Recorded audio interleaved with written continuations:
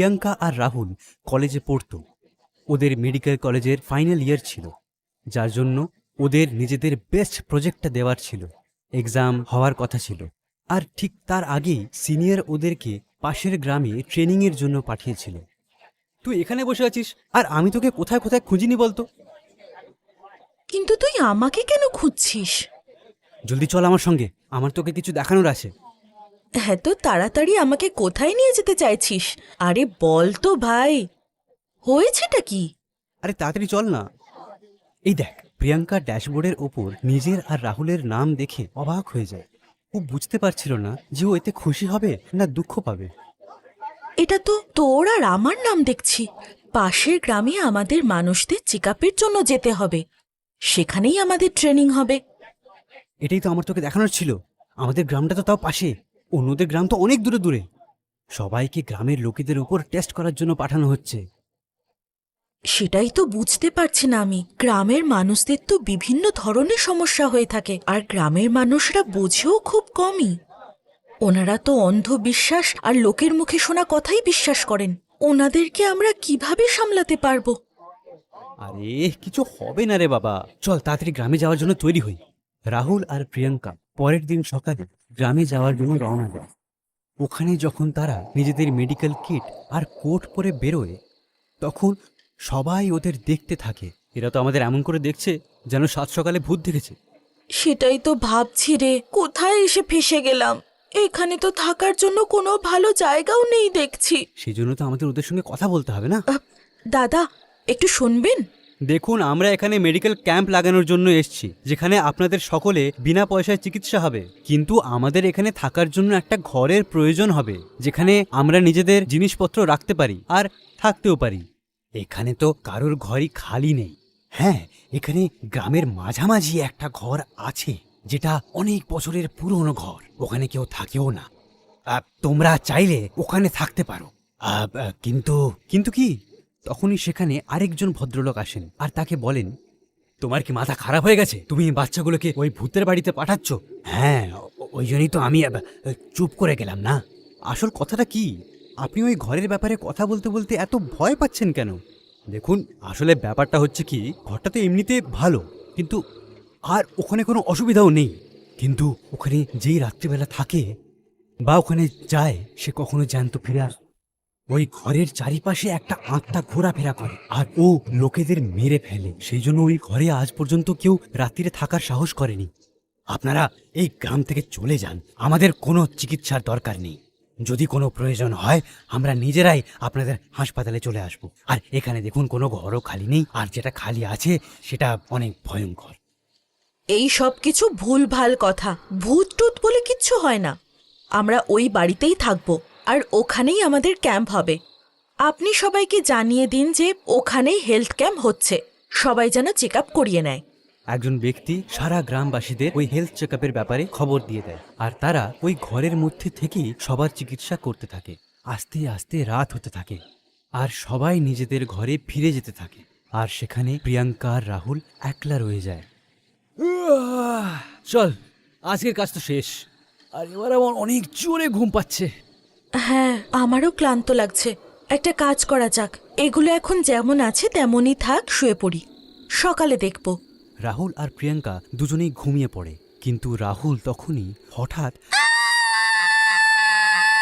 আর সেই জন্য সে উঠে বসে পড়ে আর বাইরে বেরিয়ে দেখতে থাকে। আর তখনই ও একটা আত্মা দেখতে পায়। ও সেই আত্মার পেছনে পেছনে হাঁটতে থাকে। একটু দূরে যেতে সে আত্মাটা হঠাৎ উধাও হয়ে যায়। আরে, এই আত্মাটা তো এখানেই ছিল। হুম, আমার কপালে এটা কি? হ্যাঁ, এটা এটা তো রক্ত। রাহুল ওপরের দিকে তাকাতেই দেখে সেই আত্মাটা ওর উপরে এসে ওর উপরে আক্রমণ করে। রাহুল নিচের দিকে ঝুঁকে যায় আর সেখান থেকে পালিয়ে যায়। ও শিগগির ওখান থেকে পালিয়ে যায়, আর হঠাৎ ও প্রিয়াঙ্কার সঙ্গে ধাক্কা খায় আর তারপর ওকে সব কথা খুলে বলে। তখন প্রিয়াঙ্কা সেই আত্মার রূপ ধারণ করে নেয় আর আস্তে আস্তে ওর সমস্ত রক্ত পান করতে থাকে। সকালে প্রিয়াঙ্কা রাহুলকে দেখতে না পেয়ে ওকে খুঁজতে শুরু করে। তখনই ওর এক লোকের সঙ্গে দেখা হয় যে ওকে সেই আত্মার গল্পটা শোনায়। ওখানে একটা লোক একলা থাকতো। ও মহাদেবের খুব বড় ভক্ত ছিল। গ্রামের প্রধানের মেয়ে তাকে খুব ভালোবাসতো, কিন্তু এই বিষয়ে ওর কোনো মাথা ব্যথা ছিল না। ও শুধুই মহাদেবের আরাধনায় মগ্ন থাকত। একদিন প্রধানের মেয়ে ওর বাড়িতে যায় আর কাঁদতে কাঁদতে বেরিয়ে আসে। ও এসে গ্রামবাসীদের বলে যে ও তার সঙ্গে অসভ্যতামি করার চেষ্টা করেছে। এটা শুনে প্রধান তাকে খুব বাজে ভেবে মারে আর এই ঘরে তাকে বন্দি বানিয়ে দেয়। ওর হাত পাও বেঁধে রাখে। ও তিলে তিলে মরে যায়। ওর কিছুদিন পরেই গ্রামবাসীরা জানতে পারে যে প্রধানের মেয়ে ওকে ফাঁসিয়েছিল। ততদিনে ওর আত্মা গ্রামের প্রত্যেকটা মেয়েকে আস্তে আস্তে মারতে থাকে। গ্রামের মেয়েরা বিনা কোনো কারণে মরতে থাকে। তখন এক পুরোহিতকে ডেকে সেই আত্মাকে ওই ঘরের ভেতরে বন্দি করে দেওয়া হয়।